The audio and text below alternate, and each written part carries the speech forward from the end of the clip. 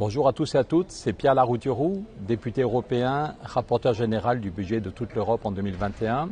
Aujourd'hui, le Parlement européen a voté une résolution très importante pour dénoncer les violations manifestes et régulières des droits humains en Inde. Demain, le Premier ministre de l'Inde, Narendra Modi, va venir à Paris. Il sera reçu pour la fête du 14 juillet, la fête de la liberté par Emmanuel Macron.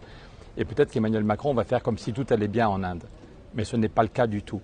C'est pour ça qu'aujourd'hui, à une très large majorité, le Parlement européen a voté une résolution qui condamne de façon très ferme les violations aux droits de l'homme, aux droits humains par le gouvernement Modi. Au Manipur, depuis 2 mois, on voit une violence monstrueuse. Plus de 120 personnes sont mortes, 1700 maisons dévastées, 250 églises détruites, 40 000 personnes qui ont fui pour sauver leur vie. Et le Manipur n'est pas une exception. Au Cachemire, c'est encore pire.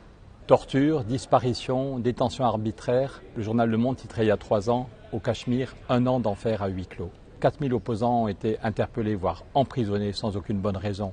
80 000 forces de l'ordre ont été envoyées pour le couvre-feu. Un couvre-feu qui a duré 4 mois avec privation de beaucoup de liberté, avec coupure d'Internet. Je vous conseille à tous et à toutes de prendre un moment pour regarder le film que Arte, la chaîne de télévision Arte, a consacré à la montée vers le pouvoir et à l'exercice du pouvoir et aux objectifs politiques du Premier ministre Narendra Modi. À l'extérieur, quand il est en Europe ou aux États-Unis, Modi se présente comme l'héritier du Mahatma Gandhi, la grande âme. On le voit qui prend du temps pour méditer, il a créé la journée mondiale du yoga. Il a l'air vraiment très gentil, très doux, très bienveillant. Mais en réalité, en Inde, ce sont des millions de chrétiens et des millions de musulmans qui souffrent au quotidien. Et je ne parle pas des LGBT qui sont persécutés. Ils ne respectent pas les droits fondamentaux. C'est vraiment un discours nationaliste, hindouiste, absolument scandaleux et un usage des forces de l'ordre insupportable. J'ai tout fait pour que le Parlement européen vote une résolution très claire. Aujourd'hui, j'étais le négociateur principal de ce texte voté à Strasbourg le 13 juillet. Le Parlement européen demande instamment au gouvernement indien de stopper immédiatement toutes les violences, de laisser l'aide humanitaire aller sur place.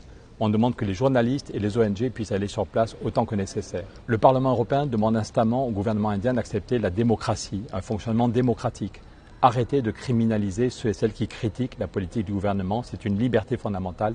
On leur demande de respecter les libertés de conscience, les libertés religieuses pour tous et toutes. Le nombre d'ONG qui travaillent en Inde a été divisé par 3 en quelques années. Il y a une volonté très claire du gouvernement indien d'asphyxier la vie citoyenne et le Parlement européen demande au gouvernement de cesser cette politique.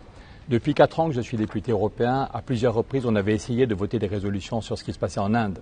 Il y a 2 ans, presque jour pour jour, Stan Swamy, un jésuite de 84 ans qui se battait pour la protection de la forêt et les droits des autochtones, était mort en Inde et on n'avait pas réussi à le faire libérer. Mais là, aujourd'hui, le Parlement européen met les pieds dans le plat et dénonce de façon très claire et à une très large majorité les violations très graves et très fréquentes des droits fondamentaux en Inde.